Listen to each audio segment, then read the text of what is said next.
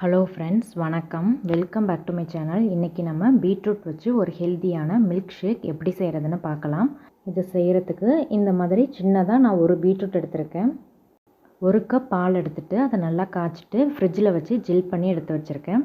இது கூட சேர்க்குறதுக்கு நான் ஒரு 5 பாதாமும் 5 முந்திரியும் எடுத்துகிட்டு ஒரு 6 மணி நேரம் ஊற வச்சு வச்சுருக்கேன். ஸ்வீட்டுக்கு வெள்ளை சிரப்பு 2 டேபிள் ஸ்பூனுக்கு ஆட் பண்ணிக்கலாம். இப்போ பீட்ரூட்டோட தோலை ரிமூவ் பண்ணிவிட்டு துருவி எடுத்துக்கலாம். இப்போ இந்த துருவின பீட்ரூட்டை ஒரு பேனில் ஆட் பண்ணிக்கலாம். இப்போ அது கூட ஒரு 1/4 கப் தண்ணி சேர்த்துக்கலாம். இப்போ இதை மீடியம் ஹீட்டில் வச்சுட்டு ஒரு 3 நிமிஷம் குக் பண்ணிக்கலாம். ரொம்ப நேரம் குக் பண்ண தேவையில்லை. இடையில கலந்து விட்டு மீடியம் ஹீட்டில் வச்சு ஒரு 3 நிமிஷம் குக் பண்ணால் போதும். இப்போ ஒரு 3 நிமிஷம் ஆயிடுச்சு. பீட்ரூட் ஓரளவு குக் ஆகிடுச்சு. ஃப்ளேமை ஆஃப் பண்ணிவிட்டு இப்போ இதை நல்லா ஆற வச்சிடலாம். இப்போ இந்த பாதாமோட ஸ்கின்னையும் ரிமூவ் பண்ணிவிட்டு எடுத்துக்கலாம். இப்போ எல்லாத்துக்கும் நான் ரிமூவ் பண்ணிட்டேன். இப்போ இது இருக்கட்டும். நம்ம ஆற வச்ச பீட்ரூட்டும் நல்லா ஆறிடுச்சு. இப்போ இதை ஒரு மிக்சர் ஜாரில் சேர்த்துக்கலாம்.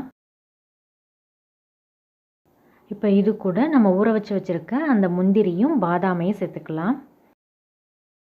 ஃபஸ்ட்டு இதை ஒரு தடவை அரைச்சி எடுத்துகிட்டு வந்துடலாம். இந்த மாதிரி ஒரு தடவை கொரகொரப்பாக அரைச்சிட்டு இப்போ ஓரங்களெல்லாம் நல்லா ஸ்பூன் வச்சு எடுத்து வச்சிடலாம். இப்போ இது கூட நம்ம காய்ச்சி ஜில் பண்ணி வச்சுருக்க அந்த பால் 1 கப் சேர்த்துக்கலாம். கொஞ்சமாக ஐஸ் க்யூப்ஸ் ஆட் பண்ணிக்கலாம். ஸ்வீட்டுக்கு ஒரு 2 டேபிள் ஸ்பூன் வெள்ளை சிரப் ஆட் பண்ணிக்கலாம். உங்களுக்கு தேவையான அளவு ஸ்வீட் சேர்த்துக்கலாம். இப்போ இதை ஸ்மூத்தாக அரைச்சி எடுத்துகிட்டு வந்துடலாம்.